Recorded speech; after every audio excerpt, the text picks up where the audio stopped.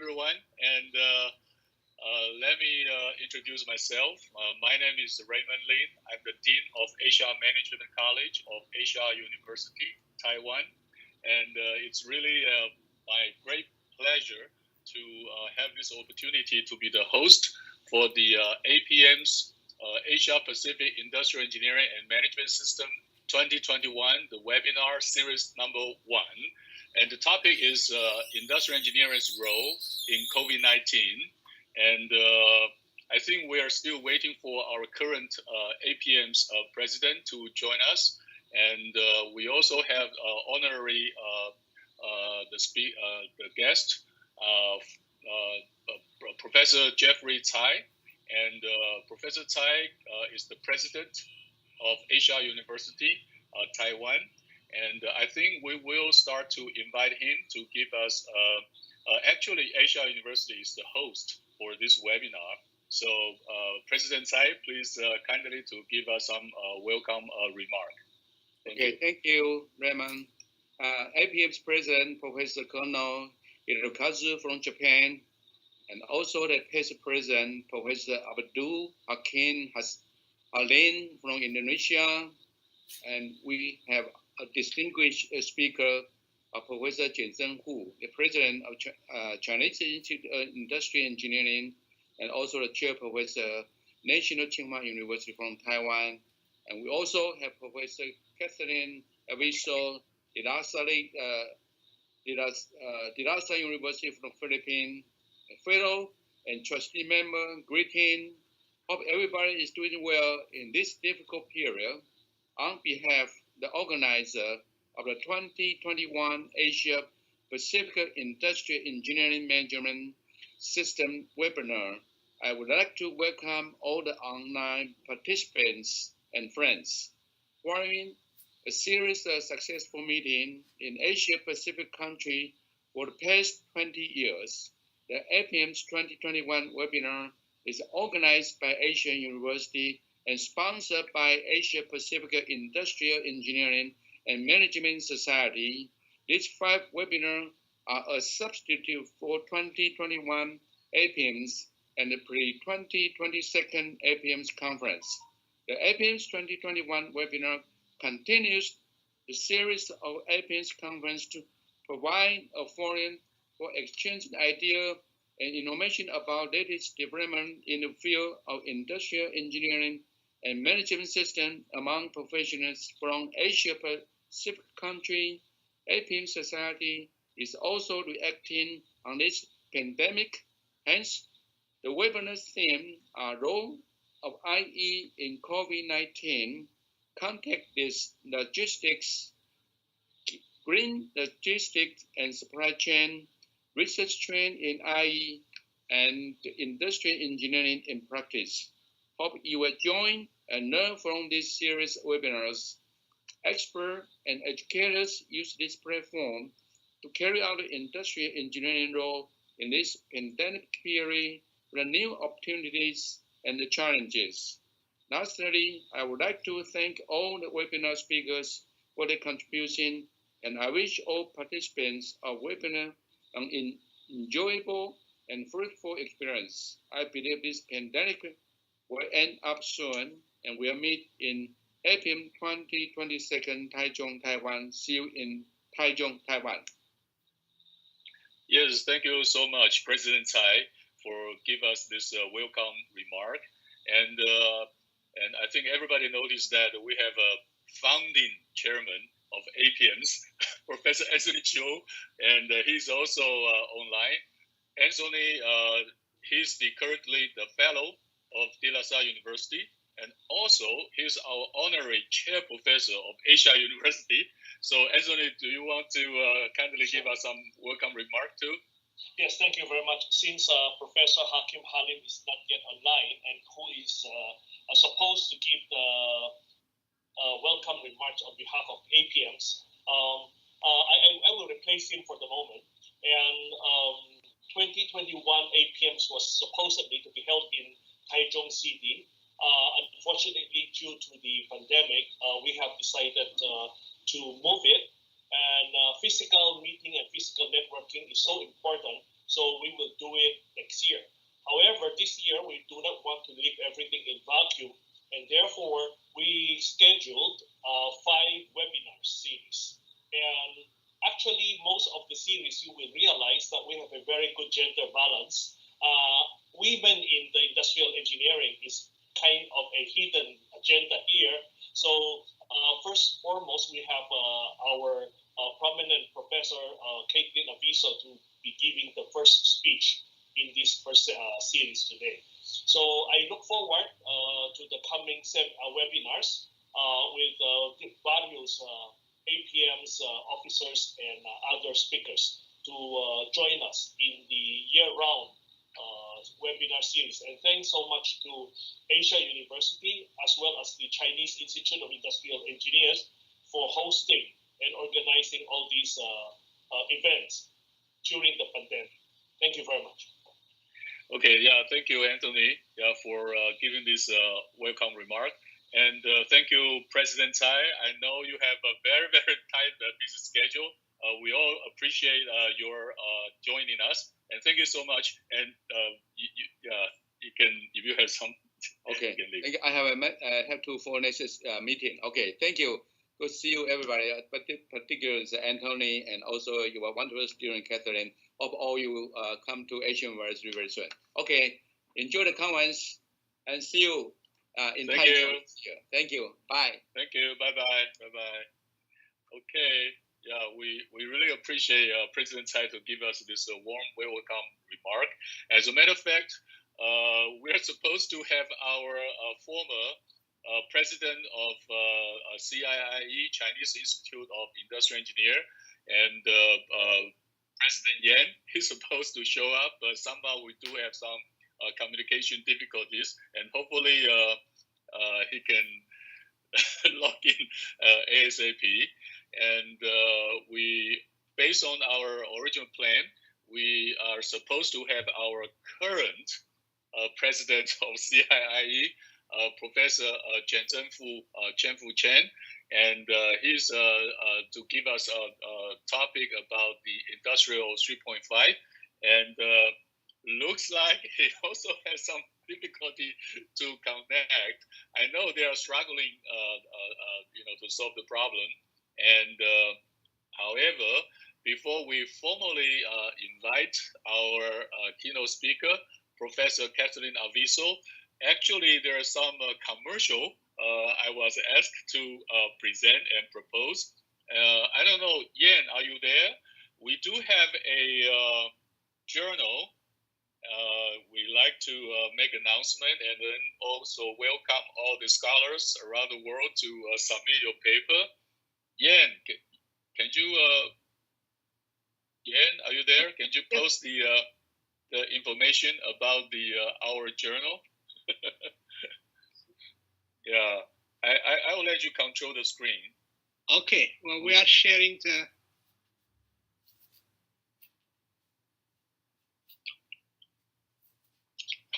Yes, recently, our own.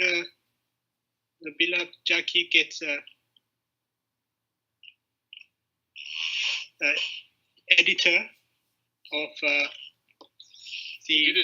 We didn't see the screen yet. How about now? Can you kindly share? Yeah. Can you kindly share the document? You see now? No.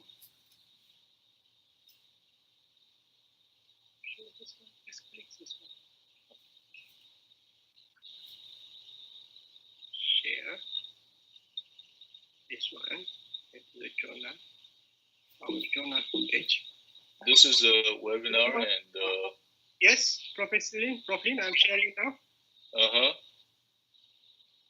Okay, yeah. Currently, we do have a journal called. The title is Journal of Industrial and Production Engineering, and it's published by Taylor and Francis. Oops, the screen is not okay. And the chief editors, we have two. And the first one is Professor Chen Tsai, and he's from the National Taiwan University of Science and Technology. And then we also have Jackie Minlang Chen, and he's the chair of the Institute of Innovation and Circular Economy, Asia University, Taiwan.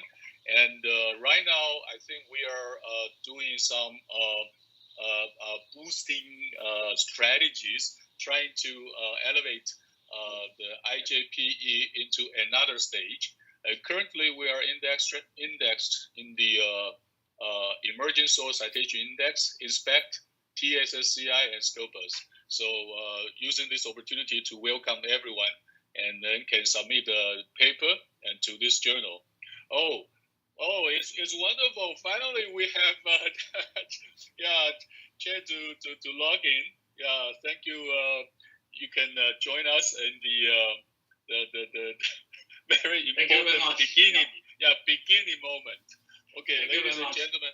Yeah, I think before I formally invite Professor Chen and actually Chairman Chen of CIIE to join this start with his speech, I want to confirm, Yen, I saw there are some messages from YouTube saying that they cannot hear the voice.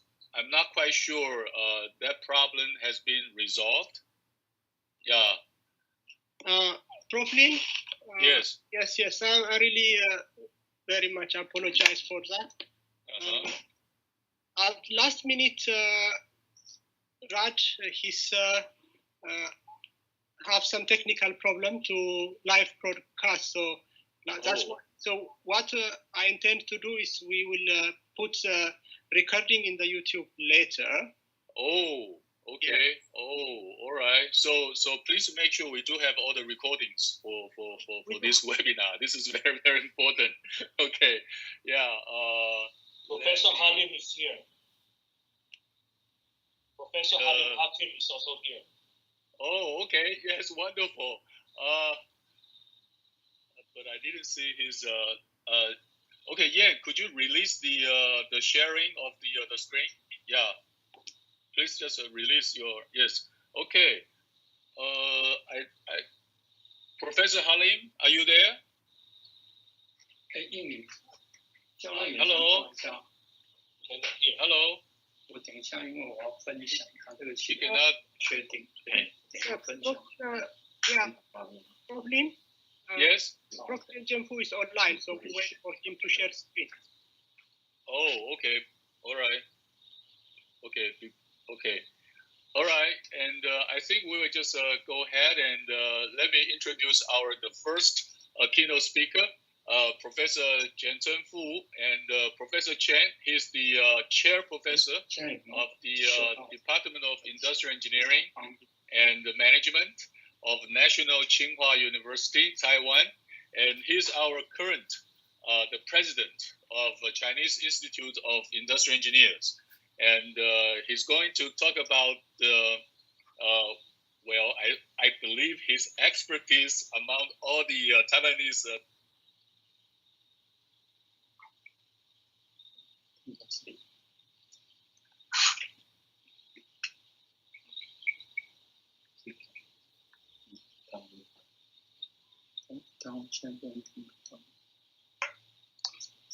可以另外连一个放映的，这样你可以同时看到放映的结果。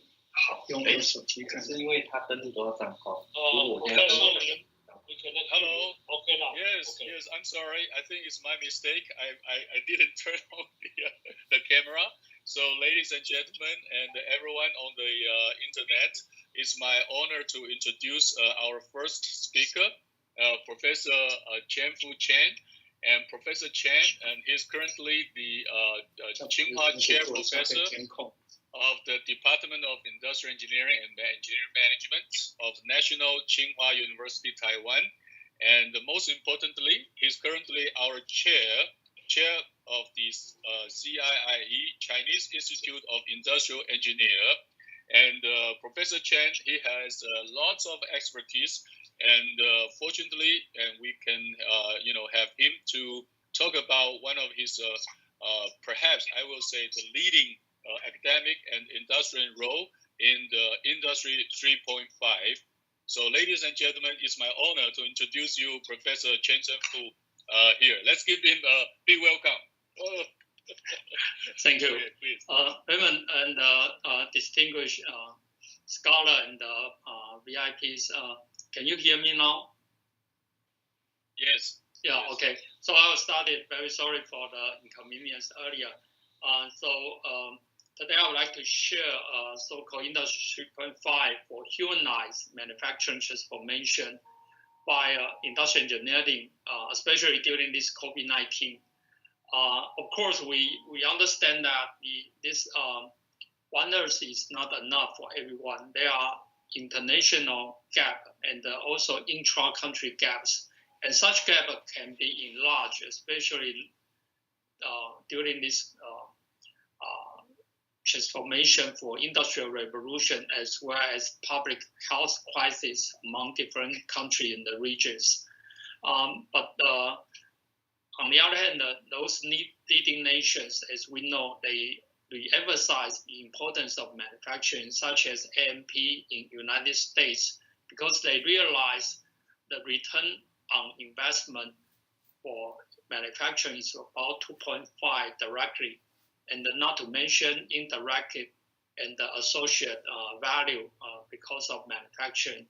And among that, a number of nations have proposed their worldwide AI strategy for smart manufacturing or industrial revolution, including Taiwan. So in addition, serving for our Chinese Institute of Industrial Engineering Society in Taiwan, I think Taiwan's IE also play an active role for this industrial revolution. So I'm also leading the Center for Intelligent Manufacturing System for Taiwan. That is part of our national strategy. And for this industrial revolution, of course, as I mentioned before, Germany, they divided the industrial revolution into 4 phases. And among that, I think this Industry 1.0, Industry 2.0, 3.0, 4.0, they are not serial relationship. They are more like a different paradigm. For the first one and the third one, they are specific enabling technology. But for the second one, they are others. So I think we lost the PowerPoint. Yeah. Oh, sorry. No, it's back. Yeah. Okay.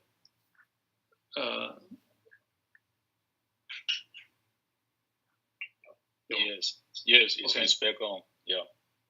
Okay. Sorry. Okay. Sorry. So anyway, as I mentioned, the enabling technology, they are the different for Industry 1.0 and the 3.0. But for Industry 2.0, we know that they are talking about scientific management, industrial engineering. That is more related to our discipline. And similarly, for this ongoing 4.0 revolution, they emphasize the flexible manufacturing or smart manufacturing, so that even lot size reduced to 1, still profitable. So you can see there are a lot of ongoing transformation, and also the adoption of IoT, AI, or automation system is also increasing. So what IE's role has been changes. And there was one feature article on Harvard Business Review earlier. They even mentioned the death of supply chain management. But we know supply chain management is still one of important course for our curriculum, as well as a specific important function for a lot of manufacturing company in ASEAN.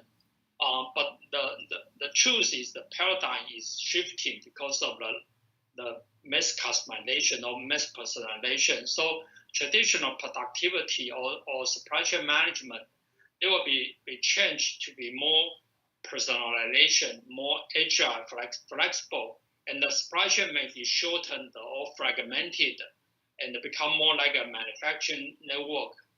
And such transformation even increase the competition because this COVID-19 and a lot of leading countries, they are rethink about the resilience of the supply chain or to reconstruct their own supply chain or network for the security or for the business competition. So it will create a new challenge for industrial engineering for Asian Pacific regions. And earlier in 2014 in Taiwan, I proposed Industry 3.5 because I realized a lot of manufacturing industry in emerging countries, including Taiwan, as well as other Asian Pacific region, they may not be ready to migrate for Industry 4.0 directly. So it was more like based on my personal empirical study and intensive engagement with our industry. Then I proposed it, and fortunately, because our friends in Philippines, especially Anthony and friends in Philippines, so I was very honored to invited to give a keynote in Philippines earlier, and also. There was an organization called Asian Productivity Organization. They also invited me as a chief scientist for their smart manufacturing committee. So we published an assessment report earlier.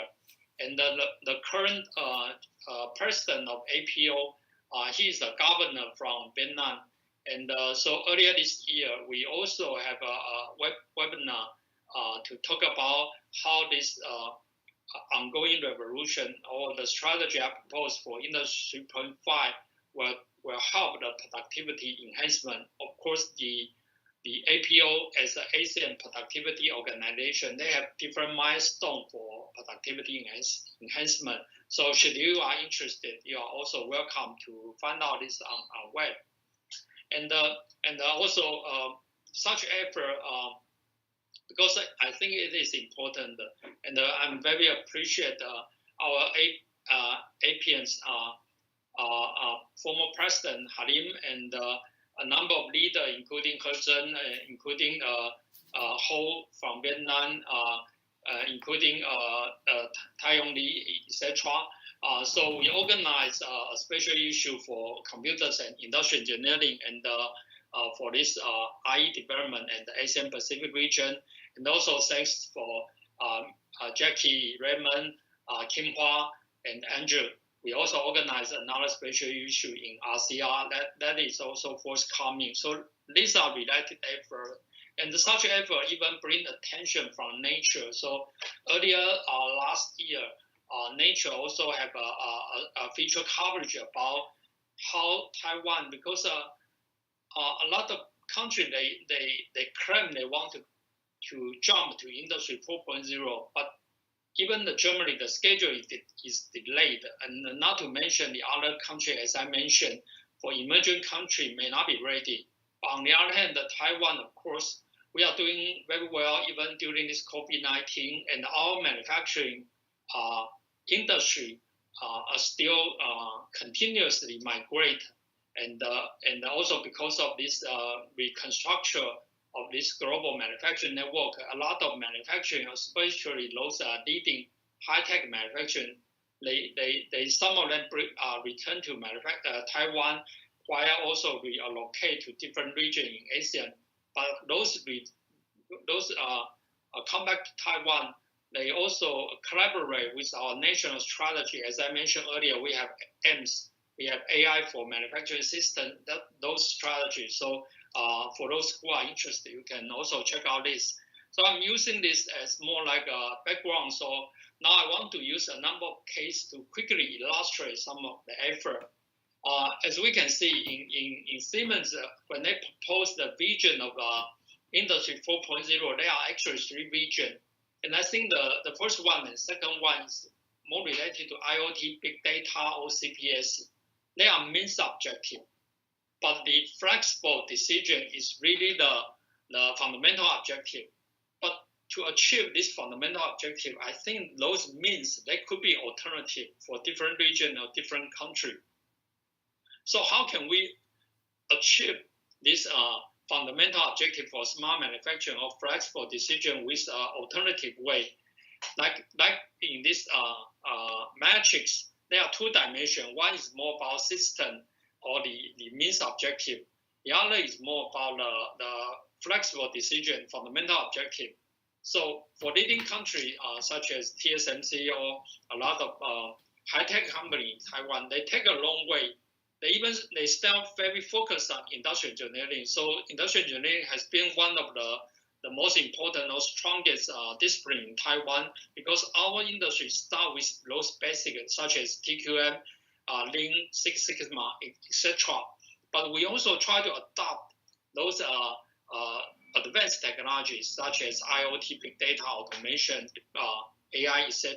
So they can become like smart manufacturing. But of course, in Taiwan, we also have some small and medium-sized enterprise or traditional industry. So what we propose is those industries, they may not have resources to go all the way, like semiconductor industry, like high-tech industry.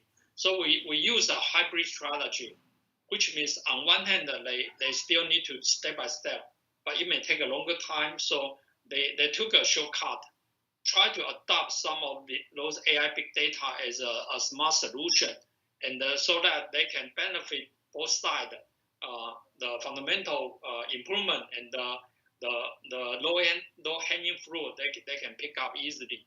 So I'm just using some example. For example, in semiconductor, the final test, they use so-called probe. This probe industry is actually, they try to using machinery to produce a probe like this shape.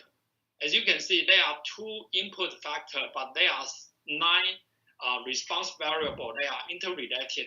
So for engineer, they need to try and error to produce it. But through our solution, we can help them optimize it. And in the process, there are a lot of human examination for quality control. And of course, using AI deep learning, we can improve the defect detection very efficiently and effectively. We also develop those AI big data solutions to help the NC machinery, because in Taiwan, a lot of aerospace industry, they are supporting the key parts because of Taiwan's geographic location advantage. So a lot of different airline companies, they will set up their maintenance center in Taiwan. So those parts, they are smaller size. And during this process, we use AI to help them to improve the quality and the productivity. So they can improve almost 8 to 20%. We also use this idea to compare what the difference, why we say Industry 3.5 to humanize, because we don't want to replace them. We want everyone, every citizen, they have their job, but their functionality will be empowered and their quality of life can be enhanced. So they are more like an Iron Man. And this is one of company called WPG Holding. That is world #1 semiconductor distributor. So they use this idea. They even change their icon to like an Iron Man, although it's a cute icon inside. So what we help them is we use AI big data to enhance those demand forecast capability, and we develop a number of decision support systems. So each individual account manager to manage this supply chain, they can monitor and enhance their decision quality. And the underlying solution we use deep reinforced learning and also publishing IJPR earlier. So we actually try to integrate a number of methodology, but really to address real world problem. Although the model may be very complicated, but through this Iron Man concept, because Iron Man, he can talk to Javas. So we are developing Javas for the worker or engineer or user, so that their job quality can be improved, but they will not be replaced. And this is another example. We do it for, finally, this is the example for functional textile. The functional textile such as Under Armour, Adidas, those are actually high-tech products. So we develop a solution to help them enhance their productivity, quality. So we try to solve the problem between the different colors, textile, dyeing, and also the scheduling real time, like CPS solutions. But most importantly, through this solution, we also help them to do this digital transformation, because textile industry is really a traditional industry in Taiwan. So on one hand, we develop a good solution, but on the other hand, we also helping them to reorganize their structure. So I think it is also important. And finally, since smart manufacturing is important for corporate planning as the supply chain become fragmented. So we develop solutions called PDCCR for TSMC. I also published a case study in Harvard Business School. And I think the reason I use TSMC way, of course, there was a Toyota way from mass production or mass customization. But TSMC way alternative is more about how to address this smart manufacturing or the intelligent manufacturing solution. So I think, and I even published a 12 Harvard case study. So I think it is a shifting paradigm, and it was our joint effort to do that. And I would like to use this opportunity to thank Professor Lin, Professor Jackie, etc. Although we cannot have this APIEM in Taiwan, but we look forward for another APIEM in Taiwan next year. Thank you very much.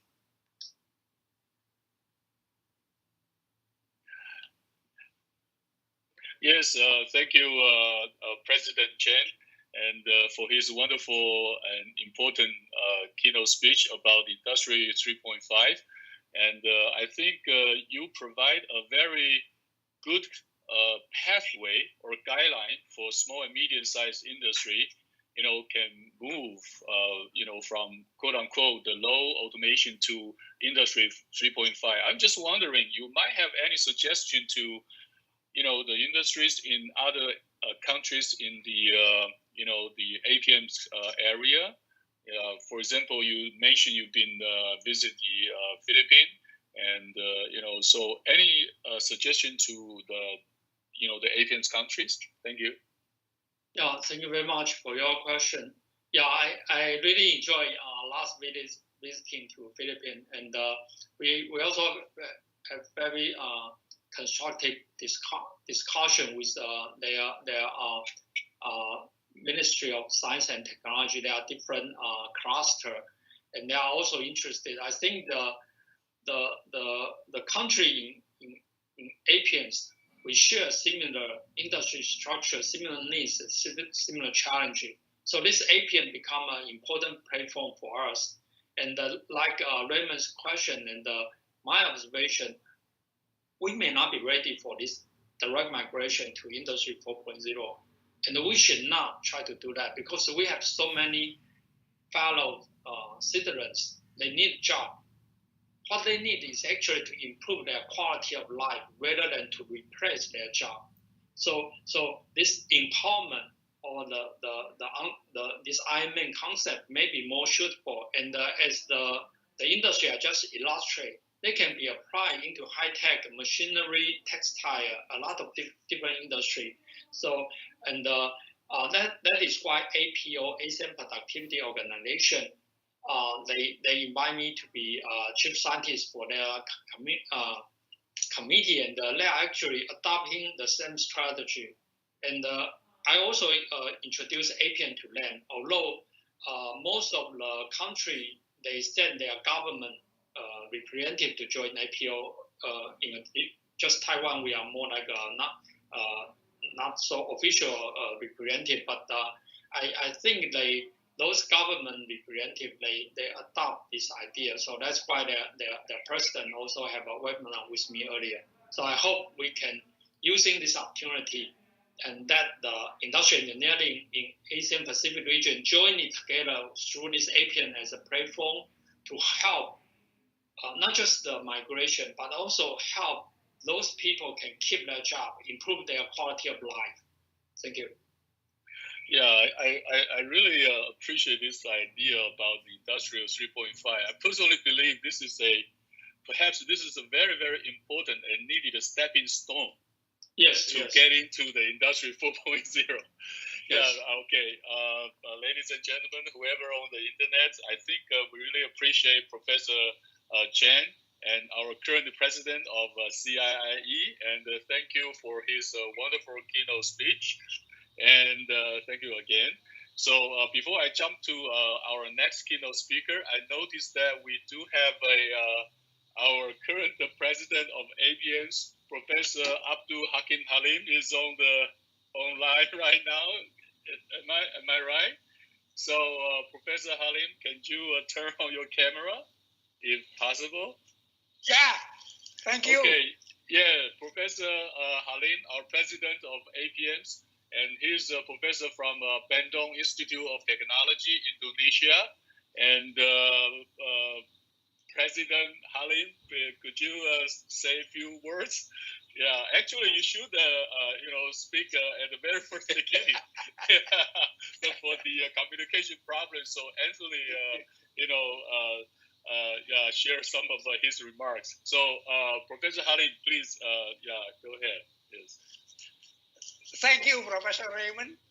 I'm sorry I was late to join this webinar as there was difficulty in connecting the link, and Dr. Yenene sent me his account, and this made me join this webinar. Okay, thank you very much. Distinguished participants, ladies and gentlemen, my dear APIEM friends, it's a great honor to deliver an opening address in the first webinar of a series of 5 webinars pre-conference activities of the 2022 APIEMS conference. I am also pleased to welcome you all to this webinar. First of all, I would like to thank Professor Kathleen Aviso from De La Salle University, Philippines, and Professor Chien from Tsinghua University, Taiwan, for being the speaker at today's webinars. My thanks also go to all distinguished participants from wherever you are right now joining this webinar. Ladies and gentlemen, as all experience, we have been more than 1 year living around the COVID-19 pandemic situation. In our organization context, we canceled 2020 APIEMS conference. We also decided to reschedule the 2021 APIEMS conference to 2022.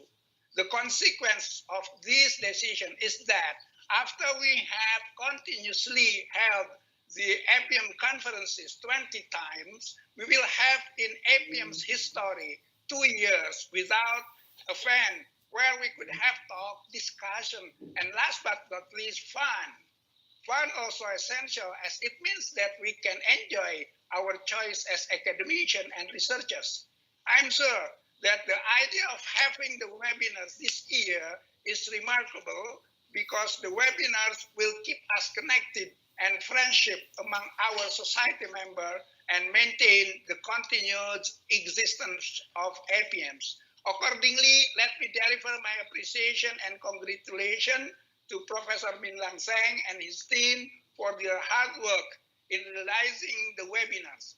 Furthermore, in the condition where we are staying at home and limiting our social interaction, keeping connected with other colleagues, with taking the most advantage of the information and communication technology will be an excellent platform for us to remain productive in research.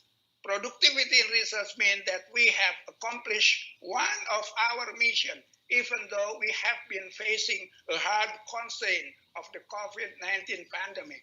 It is not easy to live side by side with the coronavirus in our daily life because we face a trade-off.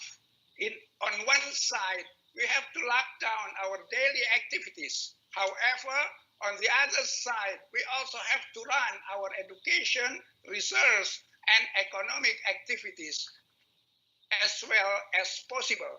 In these activities, the interaction among people intensively and extensively is a must. Therefore, we have to limit our social interaction among all people in the region to an absolute minimum. Still, at the same time, we have to live as naturally as possible while strictly practicing the so-called health protocols. conceptually, we can consider that the mentioned trade-off is an industrial engineering problem, as there are problems of designing an integrated system and then searching for optimization. However, the difficulty is that to some degree, unfortunately, all components of the problem are uncontrollable.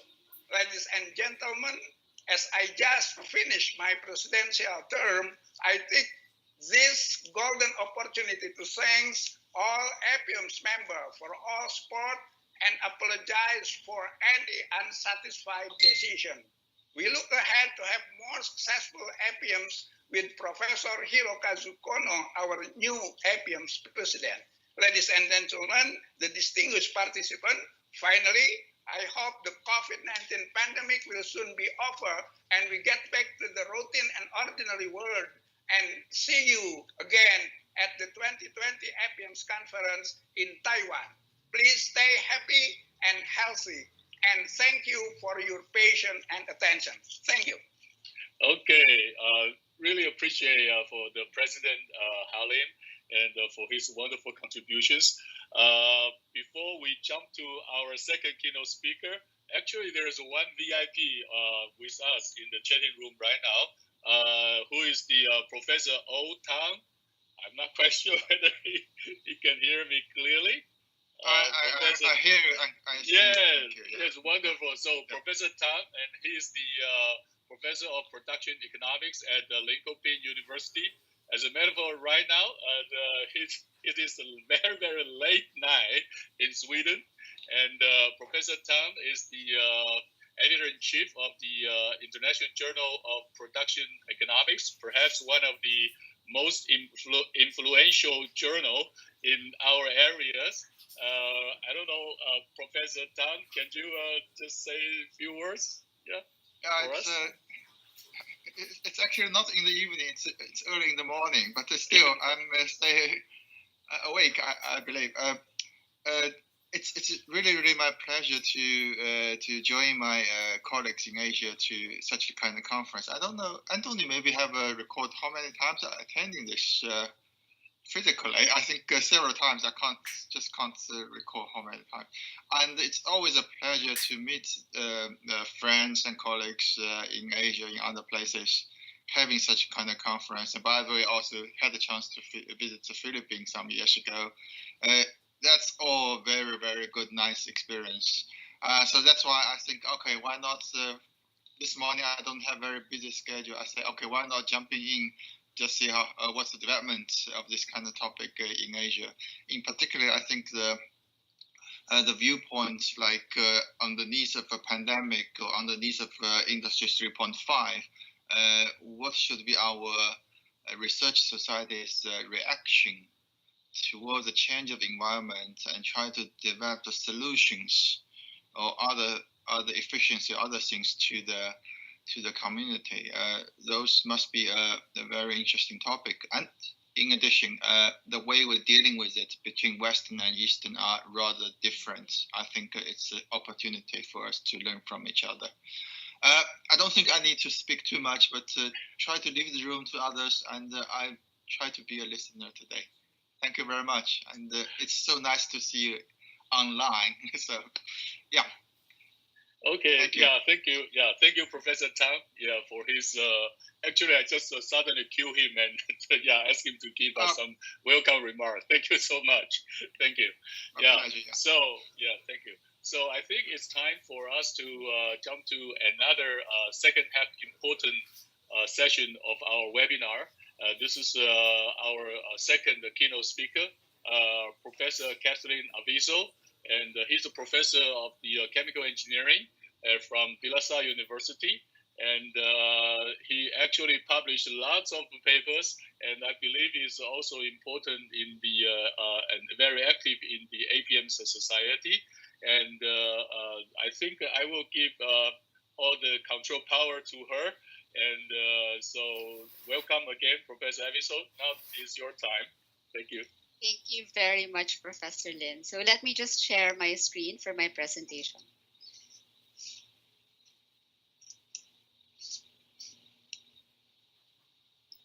So I do hope that you can see my presentation.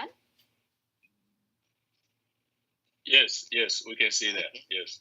Okay, so good afternoon, everyone. So I'm here to present to you some of our work on process systems engineering as tools for pandemic response. So thank you very much for your kind introduction.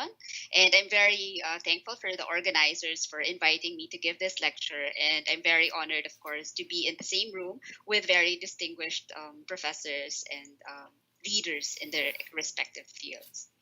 So as was mentioned by Professor Lin, so I'm from De La Salle University, Manila, Philippines, in the same institution as Professor Anthony Chu. So we are a private, comprehensive, non-stock, non-profit Catholic university at the heart of Manila. So it's unfortunate that this pandemic has prevented us to travel for almost a year now, more than a year now. And but hopefully after the pandemic, it will be possible for some of you to visit us again in our institution. And of course, I'd be happy to go to Taiwan as well to visit Asian University.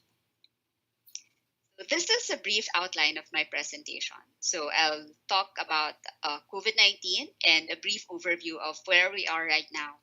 What exactly is process systems engineering and how it has been applied to different issues on COVID-19, particularly on allocation of healthcare workers, allocation of drugs, and the analysis of economic impacts. And then I will end my presentation with some implications and concluding remarks. So as we know, so COVID-19 has really taken the world by storm.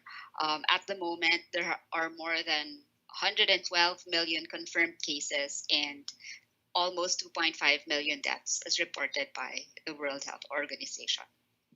So it has been more than a year since initial reports of COVID-19 infection, and we're almost a year since the declaration of the pandemic. So the initial declaration happened in March 9, 2020.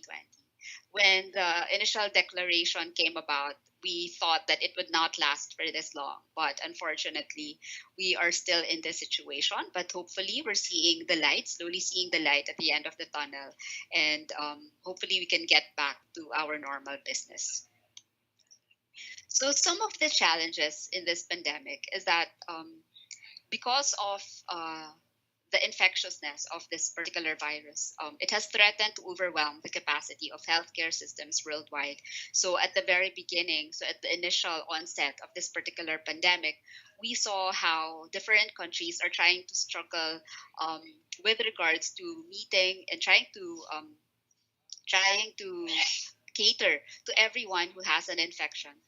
And because of that, healthcare workers have become more susceptible to the virus since they are very much exposed. So we found in the news that a lot of them were also getting sick. And even here in the Philippines, we had a lot of our healthcare workers falling ill because of the virus. And unfortunately, some of them have not recovered. And it has really taken a toll on them. We've seen their numbers dropping at a time when we actually need more of them. So some of the challenges have looked at repurposing commercially available drugs. So at the initial onset, we still didn't have the vaccines available. And so what people looked at was to make use of available drugs such as remdesivir and dexamethasone to try and address or try and reduce the impacts or the implications of the virus. And now we have moved on towards the acquisition of vaccines. But as we have seen, we expect that these vaccines will be in short supply. So we cannot expect everyone to be vaccinated as rapidly as possible. Although some countries have already started their vaccination programs, the Philippines has yet to acquire the vaccines. And as we can see here, optimal allocation of resources is really a very important issue. So there is a need to properly allocate healthcare resources, properly allocate the availability of drugs, and properly allocate our resources so that we can get back on track from this pandemic. So what exactly is process systems engineering? So as what was mentioned earlier, so my background is in chemical engineering. Essentially, it is about engineering applied to the mass production of chemicals. And process systems engineering is a subfield within chemical engineering, which encompasses activities in the engineering of systems involving physical, chemical, and or biological processing operations. Essentially, process systems engineering can be likened to operations research in IE, but this is like operations research in the field of chemical engineering. So we make use of mathematical programming, bench analysis, heuristics, process graphs, and other allied methods and computational frameworks to be able to solve different types of problems. And we've applied this in different areas, not just in chemical engineering, as what I will show you today. So like I mentioned, I will be sharing with you some of our work which have utilized process engineering tools to address some issues related to the pandemic. So we actually started some of our work even before the pandemic occurred. So these two publications, for example, were done way back in 2016 and 2018. And these were meant to address the optimal allocation of human resources during crisis scenarios. It was something that I suppose was not being recognized to be as important when disasters arise. However, we see that human resources are really very important when there are crisis conditions because these consist our workforce and they are very important when we want to recover from a particular crisis.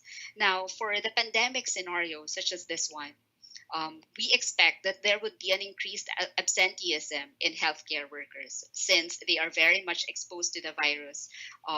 They are more susceptible to the virus. And in addition to that, they might also need to tend to some of their relatives or friends, perhaps, that may have fallen ill due to the pandemic. Because of this, but even if there was a reduction in our resources of our workforce, there is still a need for services to continue. Actually, there is already an increased need for healthcare services. And we've looked at this to be like an organization. So for example, a hospital, we can envision it to be an organization that consists of different departments that work together to be able to provide service. And what's important to realize here is that for departments within organizations, they tend to be interdependent, such that the performance of one department greatly affects the performance of the other departments. So as you can see here in the figure, so this actually shows a representation of how the interdependency lies within an organization. So for example, meetings would take a worker's time and reduces his productivity perhaps in other specific tasks. And so what we wanted to look at here was to figure out how to properly allocate human resources when there is a pandemic, given that the workforce available becomes lower and that you still need to provide certain services. And we continued to expound this particular work in this publication, wherein we utilized the process graph approach, which was initially developed by Professor Fan and Ferenc Friedler, primarily for process network synthesis. But we've seen that analogies can be made between chemical plants as well as organizations. So we've utilized the pre-graph model to allocate available workforce for crisis conditions, also to maximize the capability to provide external services.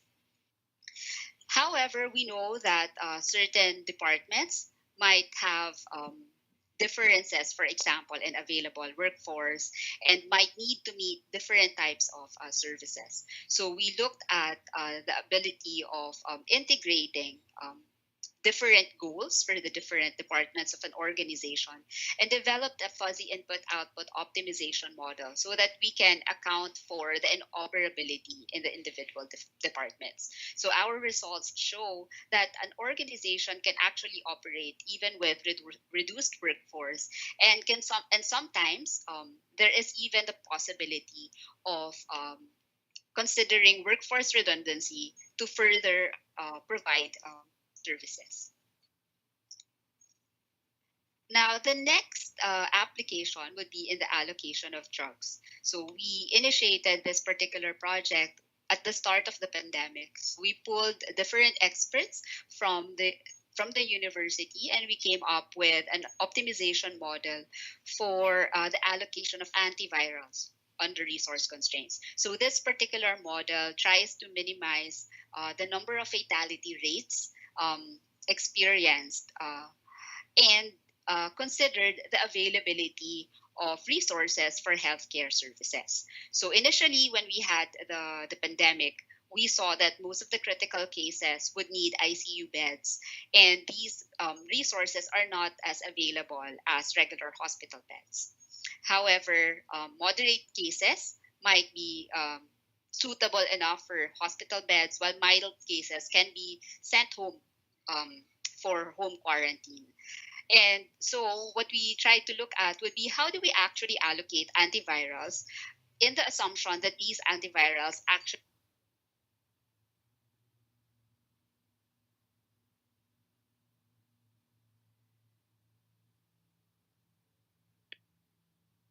I think we lost the sound.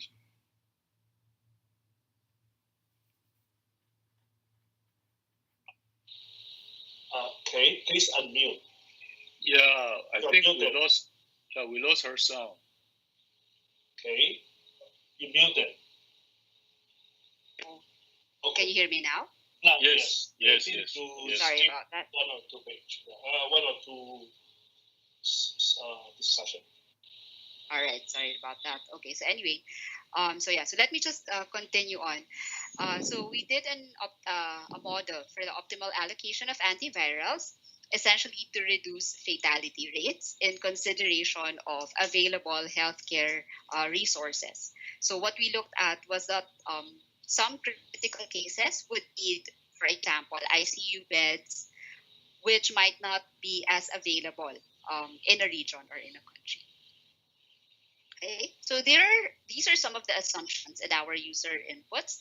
So antiviral quantity in terms of treatment courses are fixed, and that infection severity levels corresponds to certain appropriate care, and that fatality rates are directly associated on the situation whether a patient was given appropriate care or not.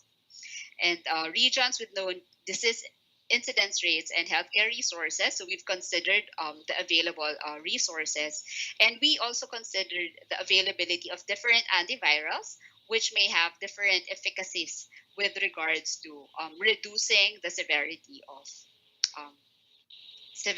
of the sickness. So like I mentioned, the overall objective was to minimize fatalities, and we considered regional healthcare facilities.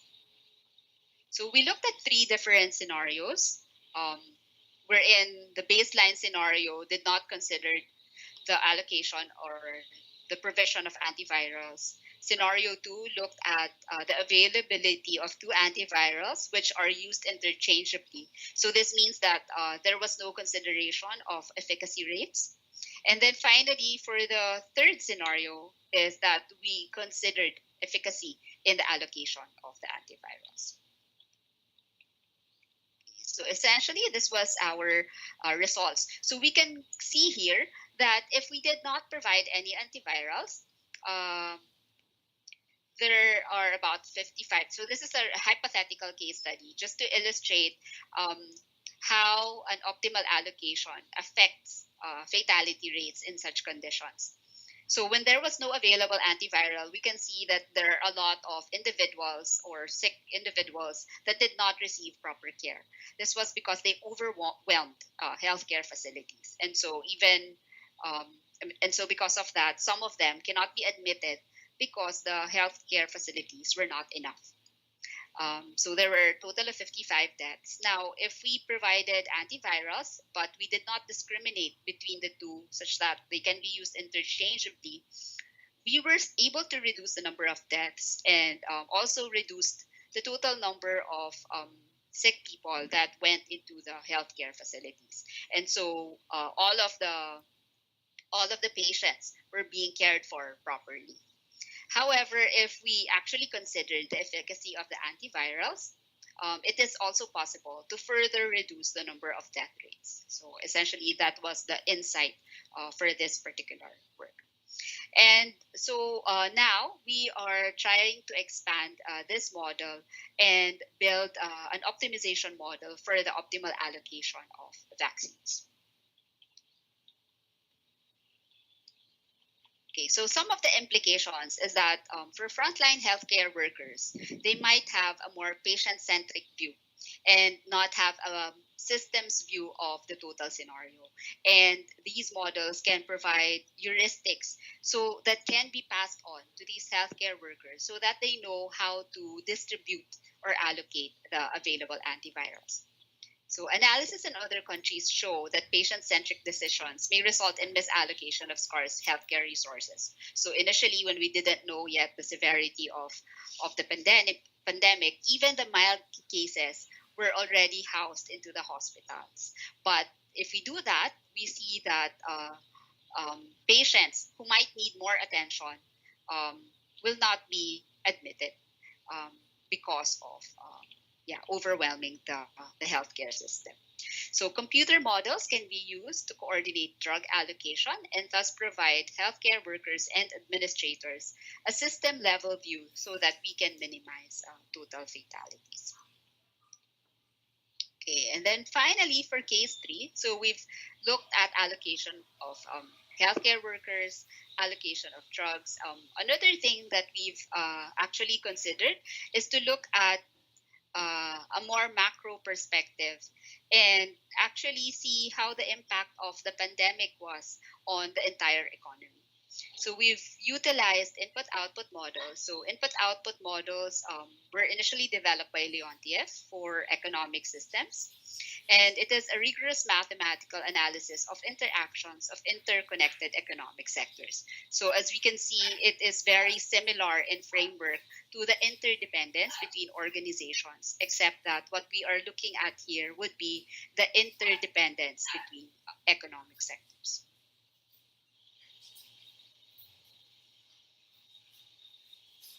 So what's interesting about IO analysis is that input-output data is readily available because it is done by governments regularly. So this is an example of IO data from the Philippines, and we can interpret it in a way that for each given sector, which is shown in each column, the entries that you would see here in the table represent the inputs from all other economic sectors of the country. So for example, the production of 1 peso value of, so palay is actually the rice crop. So that takes in 0.00635 pesos from the corn industry. Okay, so we can so it actually represents the input and output of materials and services and goods between economic sectors. And what we've seen is that with the impact of the pandemic, initially it may impact specific economic sectors, especially when we started our lockdowns and restricted movement only for essential goods. So even if the impact was, for example, on the tourism sector, these impacts actually ripple throughout the economy. And we would expect greater economic losses than that we initially thought, just because of the indirect impacts for other economic sectors. So we recently published this one on economic impact of lockdowns by looking at persistent inoperabilities, wherein economic sectors cannot recover even with an initial shock because of successive lockdowns and successive losses.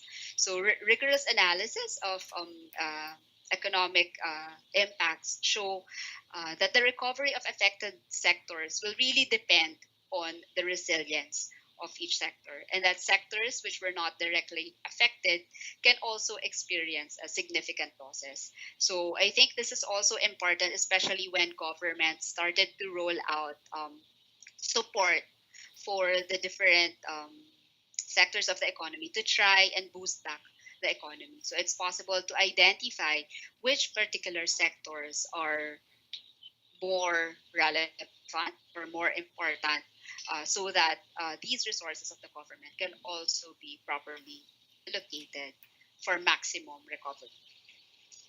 So let me go into my conclusion. So we can see that a systems perspective is really needed when dealing with pandemic, and that the optimal allocation of resources is really important so that we can minimize system inoperabilities and so that we can facilitate recovery. So I've shown you how process systems engineering tools can be used to develop models for effective response to the COVID-19 pandemic. So with that, I'd like to end my talk, and I'd be happy to entertain any comments and questions that you might have. So, thank you.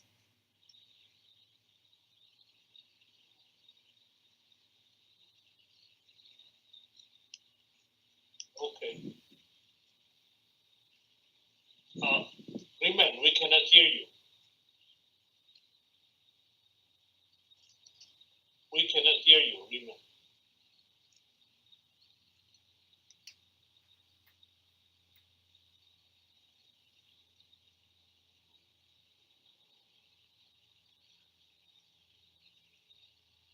Nope. Yeah, no sound. No sound from Remen.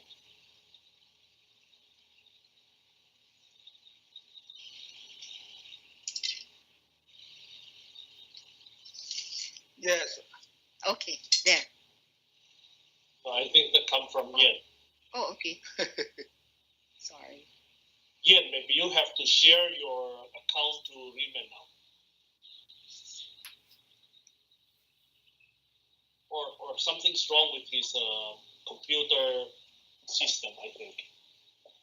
Yeah. So maybe let me ask one question if it's okay. Yes, sure.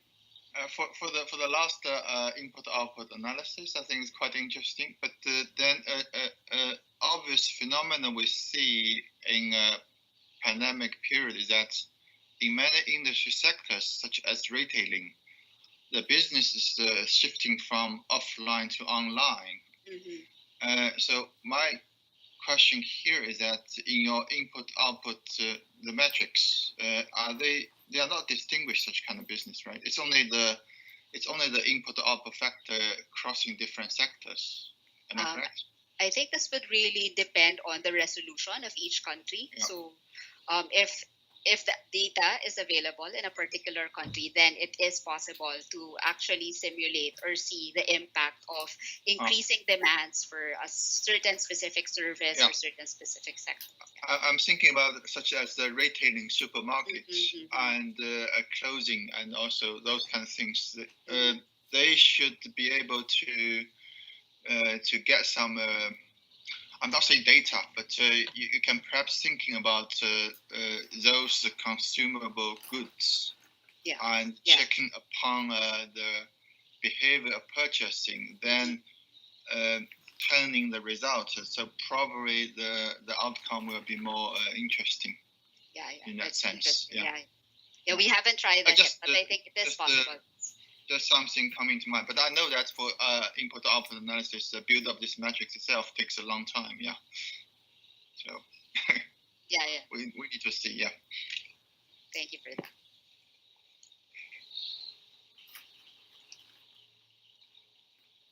I think the Remen's sound system seems to have little trouble.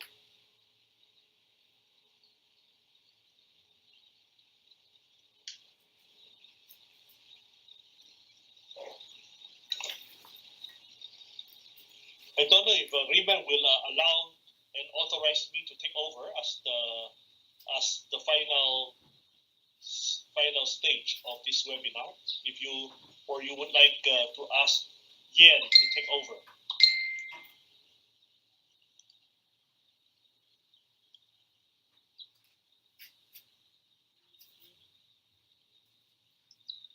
This is our first webinar series, so it is really a kind of climbing up or going down the learning curve.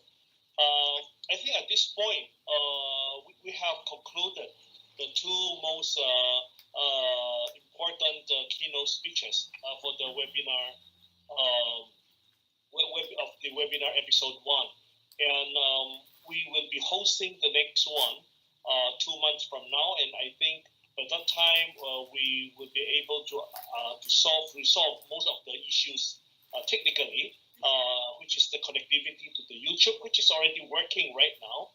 I just double check, and we will be also inviting some board members to come into this room if they opt to, so that they can make a request. Or probably we will also arrange some of the entry with flexibility rather than a strict rule of using certain identified email addresses. So at this point, we would like to thank again Professor Chen and Professor Aviso for accepting to be our first series speakers, and thanks also to Professor Otang and many other organizing team members who are working at the back office, fixing mostly the technical issues during this first webinar. We are also targeting another female member of the industrial engineering community to give the second webinar talk.